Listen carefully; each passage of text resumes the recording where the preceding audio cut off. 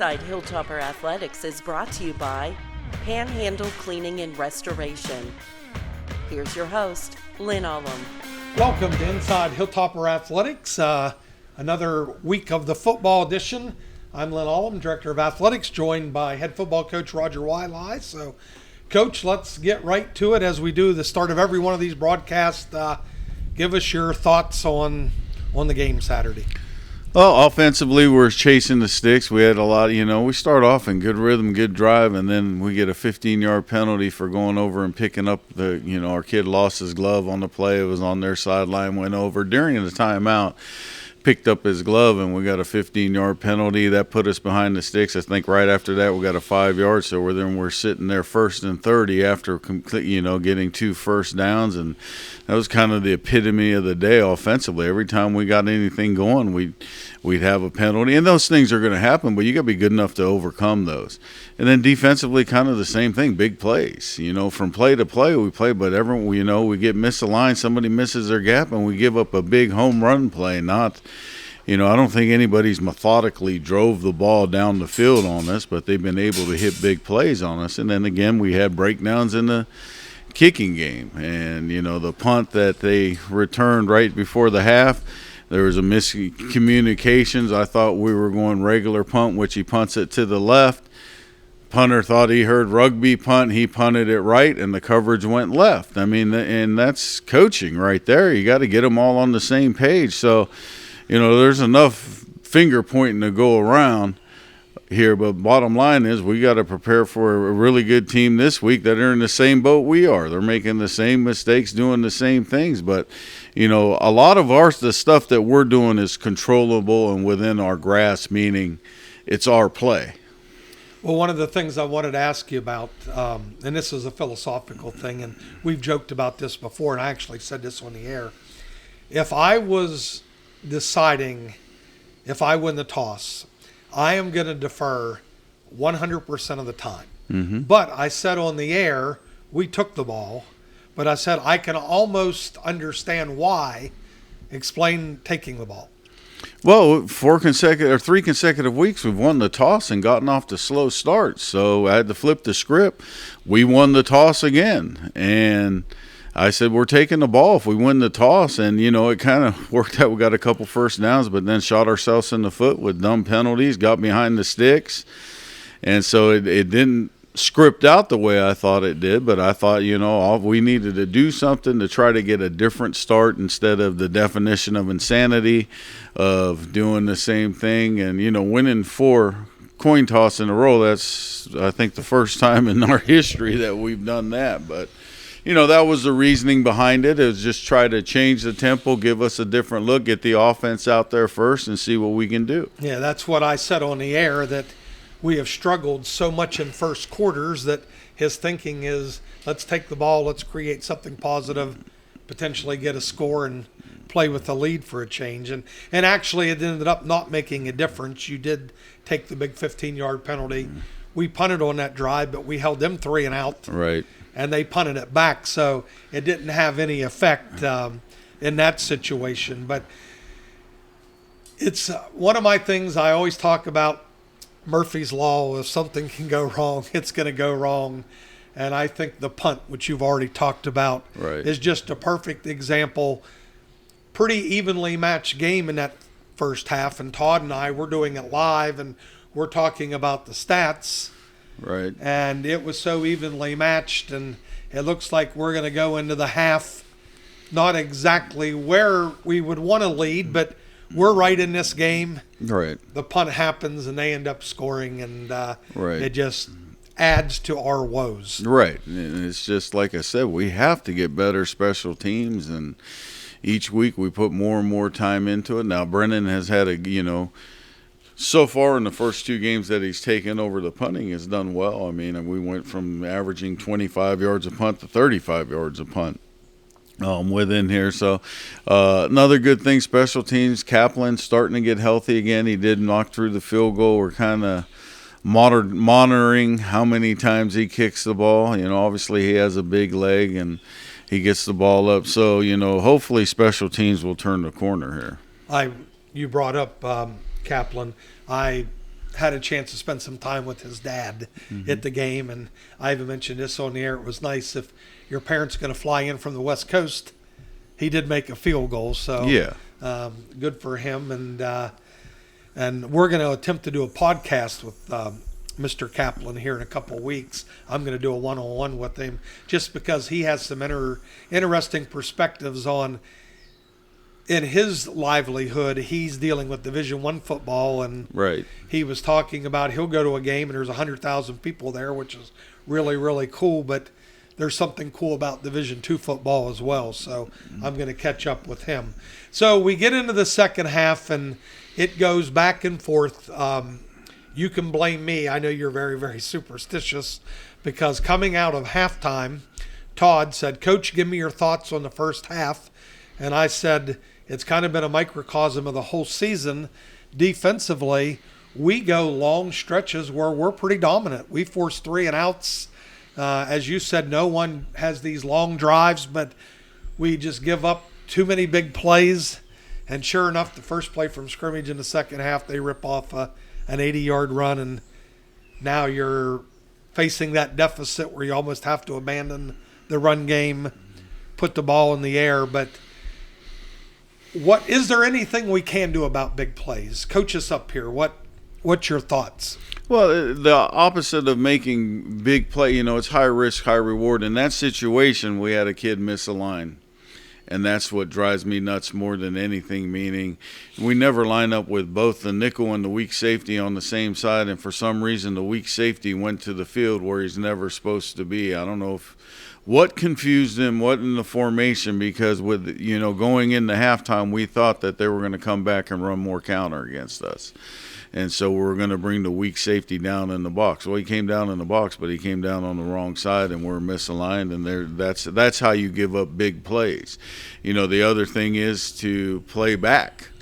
Just say you guys can have everything in front of it and see if that's when people are going to methodically drive the ball. And again, for us, it's not physical, it's more mental than anything else, and we got to mentally get across to these kids that this is why we do things. And unfortunately, we had a major injury there to a starter, and we're playing a true freshman. That they're going to make those mistakes at times, but we're halfway through the season, and you'd like to say it after the first game, but realistically, after the third or fourth game, you're not a freshman anymore, especially when you've been playing for 2 games. So we got to get better in that mentally. And probably the biggest stat of the game, if you're a stat nerd like I am, we just can't. The turnover differential is going to kill us. Right. And we were still in that game, and then the pick 6 happens, and I'm not picking on Rudy or anything else. Right. It happens, but at the end of the day, when the differential's that big, right, you're not. so You have to create turnovers, and you have to score off of turnovers, and I think that we've scored off of most of the turnovers we have, the extra possessions, and we can't give up extra possessions. We got to stop throwing the interceptions, because right now the interceptions aren't when we're trying to fit the ball in. I don't know why we never practice throwing the ball up for grabs, and all 3 picks were just throwing it up. Well, let me ask you a question. Let's pick one positive thing that we can take out of the game, or one position or one player, however you want to do it, that it was a positive, and then let's talk about what was one negative that we're going to work on and get better. So let's start with the positive. Well, the positive was the run game offensively.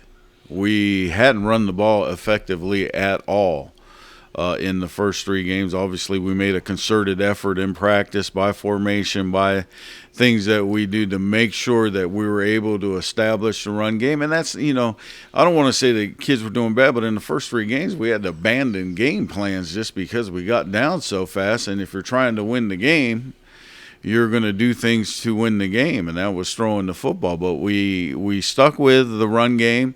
I think it was effective. Obviously, in college football, the stats aren't going to show the true story, because every time the quarterback gets sacked, that takes off a rushing yardage. But I thought we ran the ball effectively, and I thought that was the biggest positive out of the game. The 2 biggest negatives we've already hit on: special teams and turnovers. We have to create more turnovers, but more importantly, we can't turn the ball over.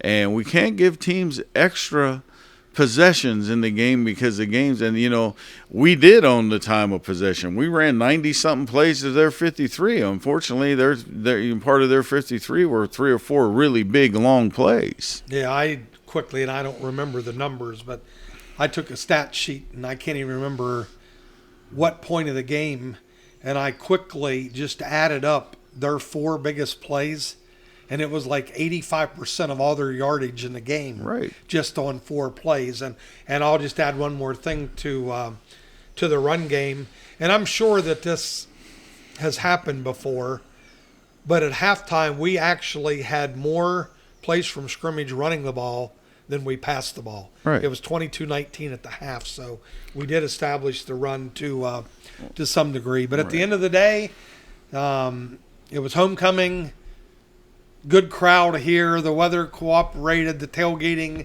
phenomenal. Got to see a lot of people back that day. So great day on the Hilltop. We just wished it could have been a little bit better of a football ending. Right. Well, if I can add one more thing, if our leading rusher was a corner, and he's making the transition back to a position he hadn't played in 3 or 4 years just because of injuries. And so, I think Kadeem is working hard to try to establish himself as a running back. He struggles a little bit on blitz pickup. As you saw, we were subbing in on third down, obvious passing situations. But I think he's only going to get better and better, hopefully. Well, let's hope that. Well, that wraps up our first segment here, and we're going to take a break, and we'll come back and talk about next week's opponent. Disasters happen. Pick the team that takes care of them all. Powered by offices in Wheeling, Morgantown, and Pittsburgh, Panhandle Cleaning and Restoration is ready to handle any size emergency at a moment's notice.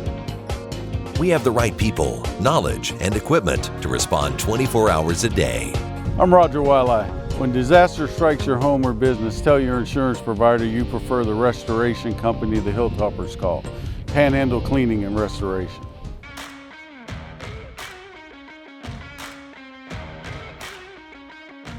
Inside Hilltopper Athletics is brought to you by Panhandle Cleaning and Restoration. Here's your host, Lynn Allum.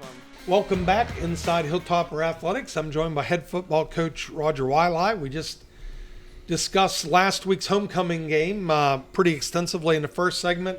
Now, Coach, let's talk. It's the one overnight trip of the season. We're heading to Athens, West Virginia to face Concord. Tell us a little bit about Concord. Well, Concord still returns the bulk of their team that was 8-2 or 9-2, whatever they were last year. They probably should have got into the playoffs. Offensively, they have the first team all-conference quarterback returning, and he does spread the ball around nicely. But their premier player is Copeland, number 4, who's been one of their top players over the last 3 years. And then they have the first team all-conference running back and Wilkins coming back. But he's suffering a little bit from a high ankle sprain. It looks like on tape, so he's splitting time with 3 or 4 guys back there. But they try to get the ball in Copeland's hands like they did Bowie last year. But they have enough weapons offensively that other guys have been making plays, and they've been scoring points in games, but they've been giving up a lot of points. And our offense has to show up in special teams. We have to win that battle, but that's the biggest thing is offensively they're so explosive. Well, and that would be a concern because we have given up Right. the big plays. So tell us a little bit, what do they line up like? What are they going to do? Everyone says they try to be balanced, but tell us a little bit about them. They've been playing, for the most part, they've been playing a 3 wide out, 1 tight end, and 1 back personnel on the offensive side. But they take Copeland, who's their best player, and he'll line up at the inside slot. He'll line up at tailback. He'll line up as a wing. He'll line up as an outside receiver. So he's lined up in every position except quarterback. And if they're listening, they'll probably line him up at quarterback. But they're trying to get him the ball as much as possible in space, and they've done a great job of doing it because once he gets the ball on the second level, he's almost scored every time.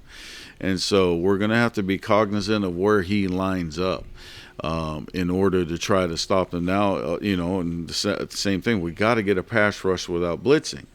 is because, if we try to play straight man-to-man against them, and somebody blows the covers, and you're giving up an easy one. So it's a big day defensive line-wise, is can we get pressure without bringing the fifth or sixth guy? What about defensively? What will we see from Concord? Well, defensively, they don't move their front as much as the first three games. And when I say move their front, they haven't done a whole lot of stunning, slanting. They've tried to play you more straight up. They're somewhat more conservative defensively, meaning they probably blitz maybe 20-25% of the time, where we've been facing high blitz throughout the season. And I think the reason why is because we struggle with the run game. Now, once we started running the ball a little bit better, than the blitz has slowed down. So it's a two-way street. We have to run the ball effectively just to keep the blitzes off that they don't know. Now, they line up in a lot of like formations defensively that we see from our defense every week, is where they want to jump in from an even front to an odd front to somewhat disrupt your blocking schemes. If we have blocking rules for each play, so that doesn't really disrupt us a whole bunch. But I see with other teams, they block things differently from an odd to an even front. We have them built into our run game. And so, that's defensively. Their nickel's been the number one, has been their best player. I think he plays hard. He comes every play and he brings it. But probably, and this is where we get caught. A lot of teams have primarily played everybody one high, and then when they get to us, they start playing too high. And that's probably because, the first thing we look at is, can we get four vertical? And meaning four receivers going vertical, and it's hard to cover it out of one high looks. So I think we're probably going to see a lot more too high from them that they've played in the past. The first three games, and I think we have to be patient offensively and not always look for the home run ball and take the hitches, take the underneath stuff and the high percentage passes. Yeah, it was during your game. We're always following the other games in the conference, and they had an interesting game with Wheeling, a pretty good Wheeling team. Wheeling jumped out big. Concord made a really impressive rally, came back and cut it to a one-score game, and then Wheeling finished it out with a couple scores. So this will be an interesting team. Both UA and Concord looking to get over the hump here. Get over the hump and get things going positively. Let's switch gears here. Let's talk about the Mountain East Conference very quickly. Looking at the standings and the results here going into Week 5, anything surprise you? Not really. Everything comes down in this level, and most levels, quarterback play. And I think State's quarterback is playing at a high level. Glenville made a comeback on them, but they couldn't survive the early picks that they threw. But Reddick's playing at a high level, both running and throwing the football, and I think that's been the biggest difference. Obviously defensively, Frostburg had the week off. They're undefeated. Their defense is probably the most physical defense that we've faced all year. And then Charleston's been running the ball at will on everybody, meaning their running back as a true freshman was freshman in the year and probably runner-up as player of the year. So they have a dynamic running game, and their quarterback, more importantly, is taking care of the football. They're not turning it over. So those are the three front runners in the conference that are playing at a high level and doing the things you're supposed to do to win football games. High quarterback play, take care of the football, and defensively not giving up big plays. And you've mentioned on this broadcast a couple times that our league, there's not teams extremely dominant at the top or extremely awful. It's more compressed and nothing more evident than what Notre Dame's going through. Right. And here's a stat for you that we talked about on the air.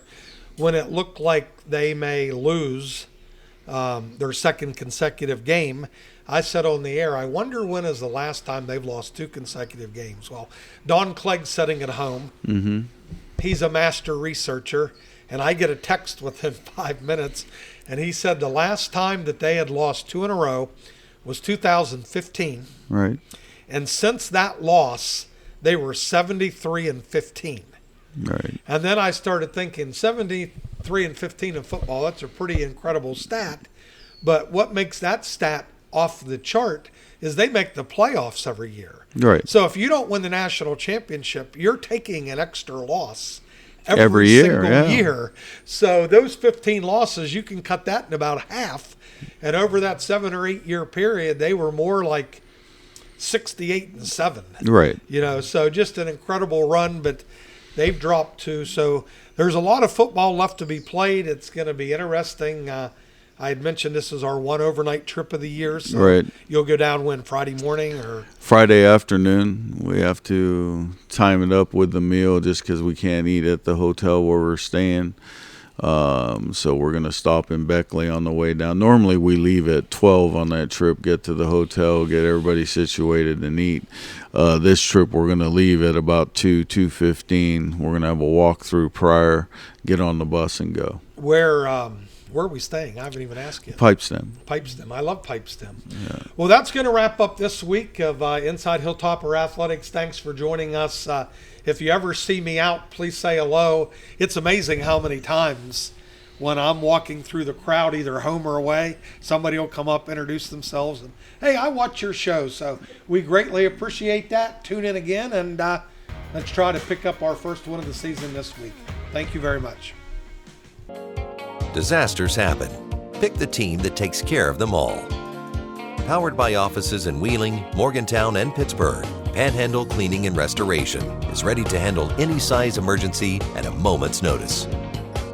We have the right people, knowledge, and equipment to respond 24 hours a day. I'm Roger Wildeye. When disaster strikes your home or business, tell your insurance provider you prefer the restoration company the Hilltoppers call, Panhandle Cleaning and Restoration.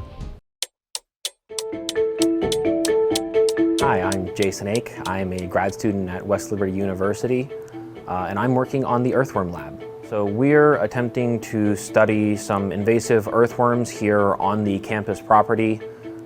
We have a survey area where we go out and try and figure out how many they are, where they are, what species they are. Earthworms are really small, of course, and you don't really think about them, and you hear about them being good for gardens and all that.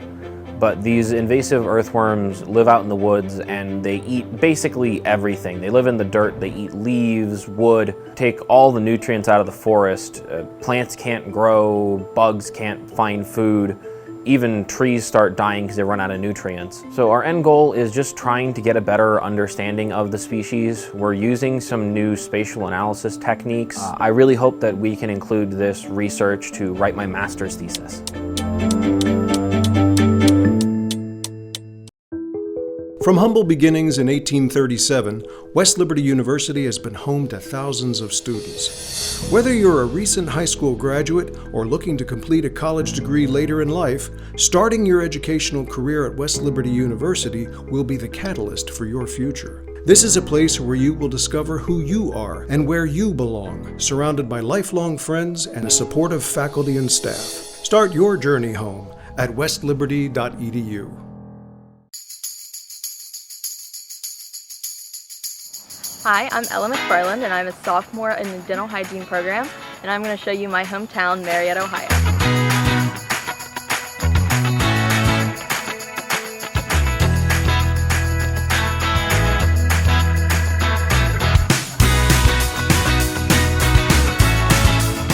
And now we're going to go to the Levy House to get a bite to eat with my dad.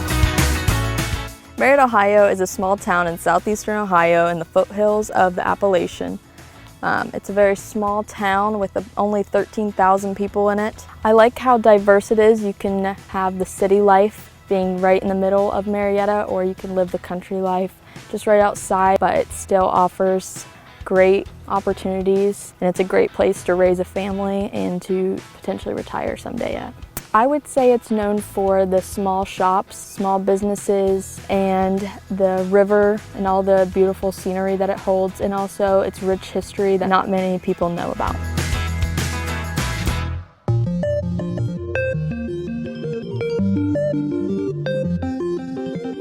And now we're going to go to downtown Marietta and explore.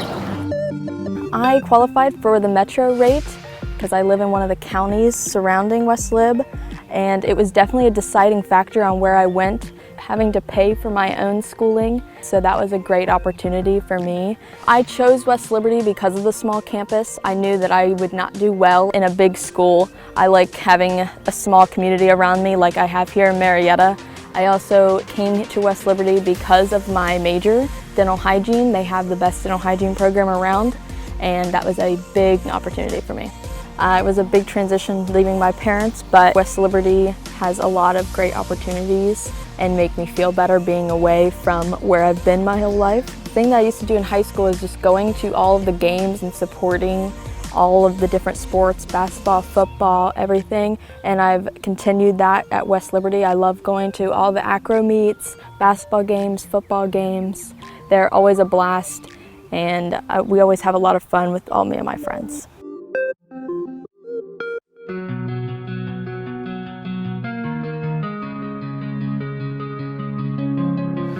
And now we're gonna go explore Mound Cemetery. Marietta has a lot of rich history, including the Mound Cemetery. The mound was significant because it was built between 100 BC and 500 AD. The Mound Cemetery is a sacred burial grounds which holds the most burials from the American Revolutionary War. It also holds Rufus Putnam. Rufus Putnam was one of the first investors who led the first settlers here in Marietta. Marietta was the first permanent settlement in the United States in the Northern Territory and west of the Ohio River in 1788. It was originally known as Adelphia, which means brotherhood.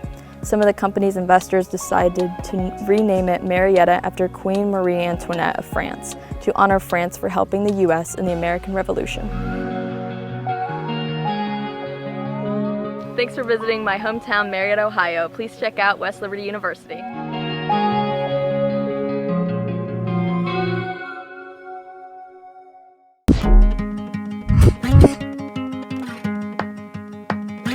Hi, my name is Claire Kelly and I'm a microbiology major here at West Liberty, and I want to show you what it's like to be in this program. First off, we're going to head into biological chemistry with Dr. Schmidt. Now, in looking at the reaction that leads to the formation of this bond, we see that water is released. Does anyone know what kind of reaction this would be where water gets released?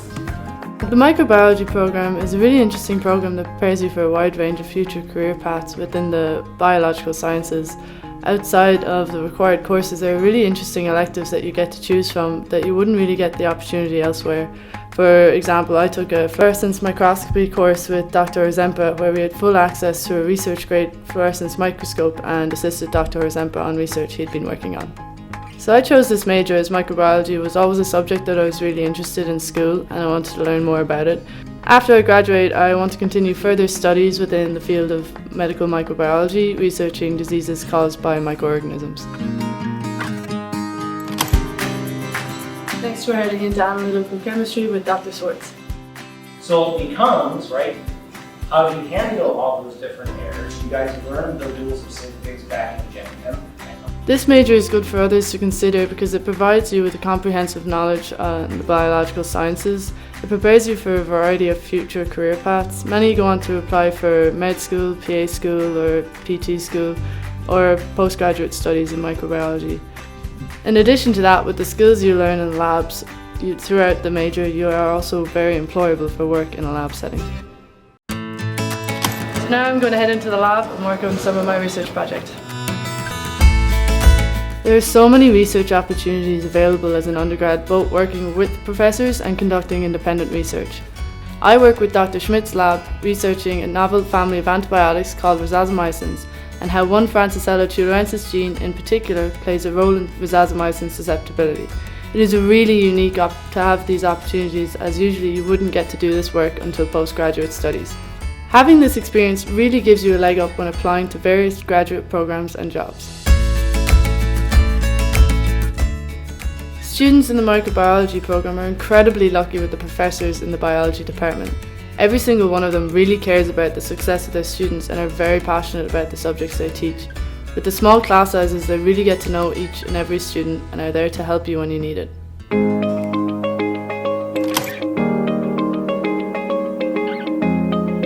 I'm also on the women's soccer team here at West Lib, and now it's time for practice. Being a student athlete here at West Liberty has been an incredible experience.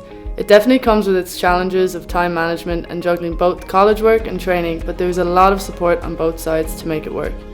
Being a student athlete here means becoming part of the community, and being far away from home, as I'm from Ireland, is really important for me. West Liberty really has become a home away from home. Thanks for checking out the program with me today. For more information, look at our website.